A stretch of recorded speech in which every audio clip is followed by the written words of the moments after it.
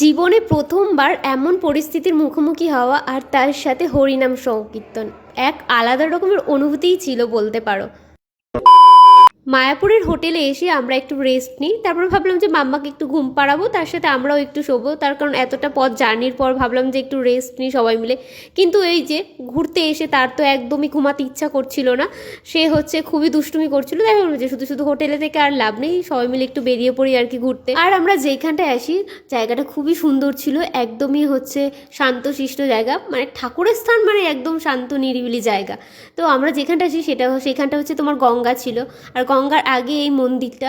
এখানে যেন তো আগেও দুবার এসেছি, কিন্তু এই জায়গাটা আমার একদমই আসা হয়নি, আর আমাদের হোটেলের একদমই কিন্তু সামনে।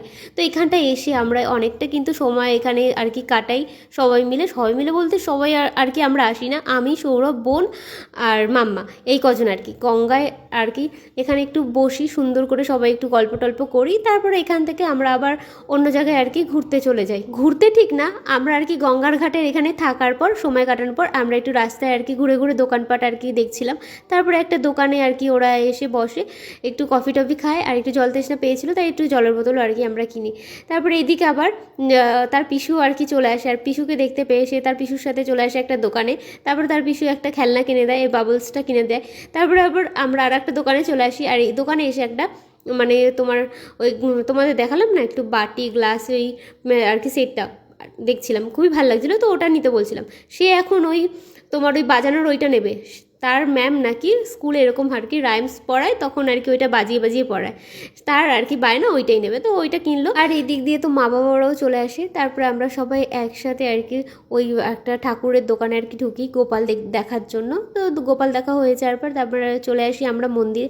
আমরা তো এখন মন্দিরে ঢুকবো করে আমরা ভাবিনি, মানে ভেবেছিলাম গঙ্গার ঘাটের ওইখানে ঘোরার পর রাস্তায় একটু থাকার পর তারপরে রুমে গিয়ে ভালো করে ফ্রেশ ট্রেশ হয়ে ড্রেস চেঞ্জ করে একেবারে রেডি সেডি হয়ে তারপরে আর কি তোমার এই মন্দিরে আসবো। কিন্তু ওই চলে আসা হয়ে গেল। তারপরে এসে এখানে একটু তোমার ওই নাম কীর্তন আর কি শুনছিলাম, ঠাকুরের নাম। আর এইদিকে মাম্মা যেই হচ্ছে তোমার বাজনাটা কিনেছিল বাজানোর জন্য, তো সে এখানে এসে দেখো কি সুন্দর আনন্দ সহকারে আর কি মন দিয়ে এসে একভাবে বাজিয়েই যাচ্ছিল। গোবিন্দের দর্শন করে এসে আমরা সবাই যে এমন পরিস্থিতির মুখোমুখি হব কোনোদিন কল্পনাই করতে পারিনি। তবে এরকম পরিস্থিতির মুখোমুখি হয়ে বেশ ভালোও লাগছিল। মানে আমরা গোবিন্দ দর্শন করে এসে হঠাৎই এতটা পরিমাণে ঝড় বৃষ্টি হয় যে আমরা মন্দির চত্বর থেকে তো বেরোতেই পারছিলাম না, সবাই ভিজে পুরো একদম একাকার অবস্থা।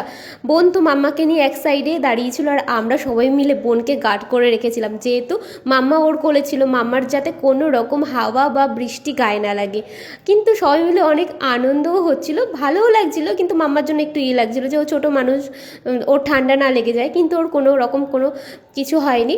আমরা তারপর তোমার হচ্ছে মন্দিরের আর একটু সামনে আর কি সবাই মিলে ভেতরটায় চলে যাই, যেখানটা অনেকটা জায়গা আছে। তারপরে টোটো তাড়াতাড়ি করে আমাদের একটা ঠিক করা হয়, আমরা সবাই মিলে দৌড়ে তাড়াতাড়ি গিয়ে টোটোতে আর কি সবাই মিলে বসি।